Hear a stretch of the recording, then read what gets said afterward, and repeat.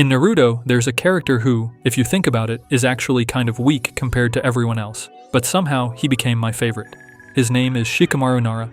He's lazy, doesn't really care about much, and his motto seems to be that everything is just pain in the ass. His jutsu isn't anything special. He just manipulates shadows to control people or objects, and honestly, it's not that strong compared to what other ninja can do.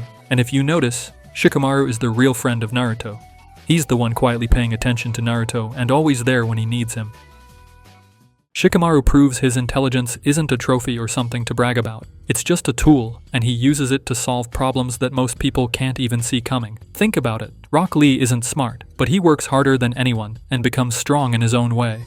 Naruto isn't book smart either, but he has massive chakra and stubbornness, and he makes it work.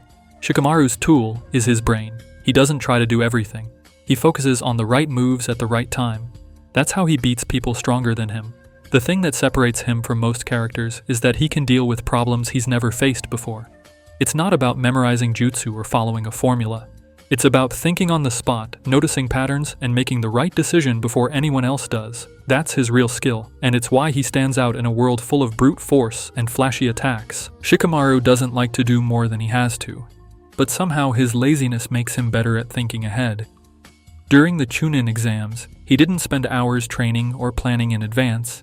He just paid attention, noticed what was happening around him, and used it. That's why he could beat Temari without overexerting himself. With Hidan, it was different. He had to prepare. He studied Hidan's moves, figured out his patterns, and came up with a plan to trap him. The point is, Shikamaru knows when to act on instinct and when to plan. He doesn't force effort. He uses his brain to make the fight easier on himself. It's a weird combination. He's lazy, but that doesn't mean he's careless. He waits, watches, and only moves when he's sure it counts. That's his strategy, and it works better than raw power most of the time. It's a reminder that being smart isn't about doing more, it's about doing what matters. Shikamaru is lazy, but when it comes to his team, he steps up. Team 10 is him, Choji, Ino, and their sensei Asuma. On paper, it doesn't look like much, but they work well because everyone knows their role. Shikamaru doesn't try to be the strongest fighter. He figures out how to use everyone's strengths and cover their weaknesses. What's interesting is how much this comes down to knowing yourself. Shikamaru understands his tool is his brain, not his body. Choji's strength is brute force. Ino can gather information, and Shikamaru combines all that into a plan that works. He's making sure the team succeeds as a unit.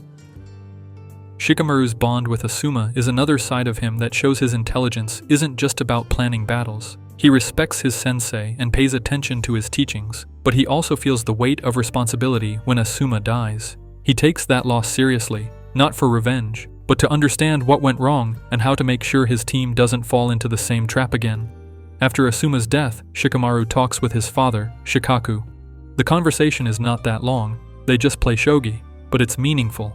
His father doesn't scold him or push him.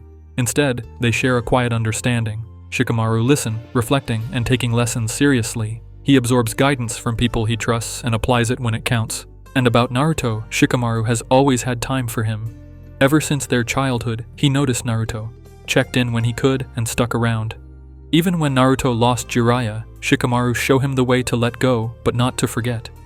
He stayed close, paying attention, making sure Naruto wasn't left alone. He's the kind of friend who doesn't make a big deal, but you can always count on him.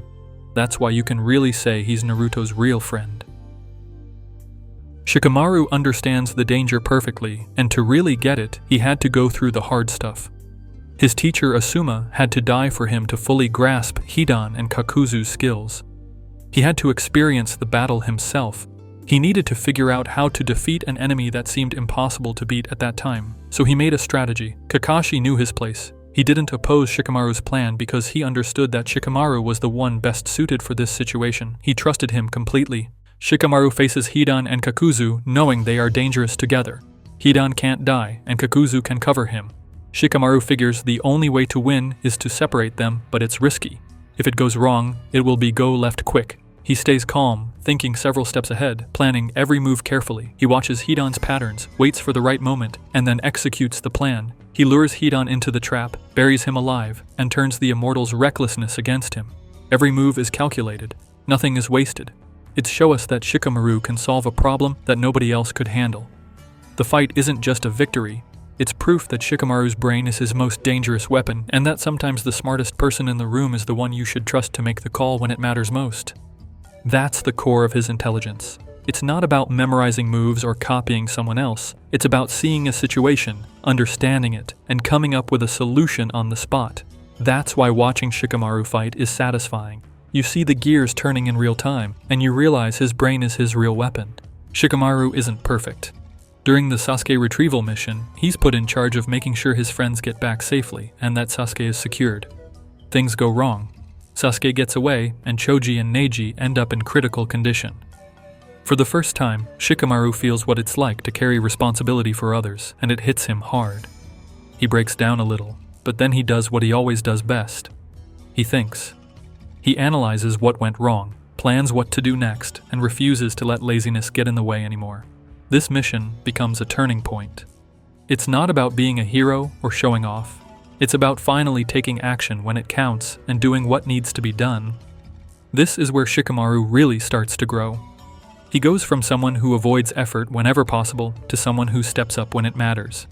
He learns from failure, adapts, and becomes someone his team can trust.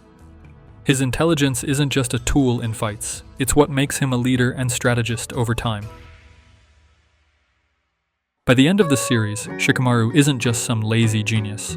He becomes Naruto's closest advisor when Naruto becomes Hokage. That's a big deal considering all the crazy, powerful ninja around.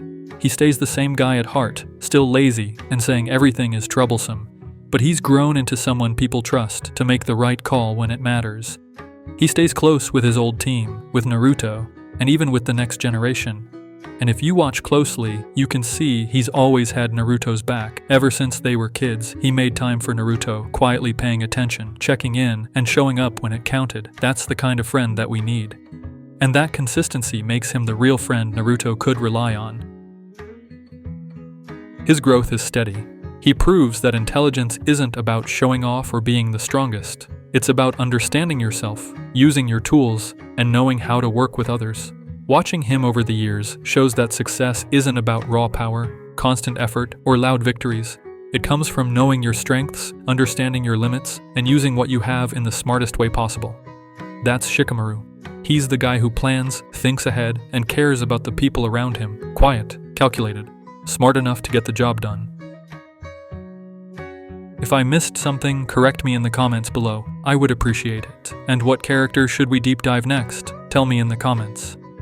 And if you liked this breakdown, hit like, subscribe, and tap the bell so you don't miss the next deep dive. Thank you for watching. Seriously.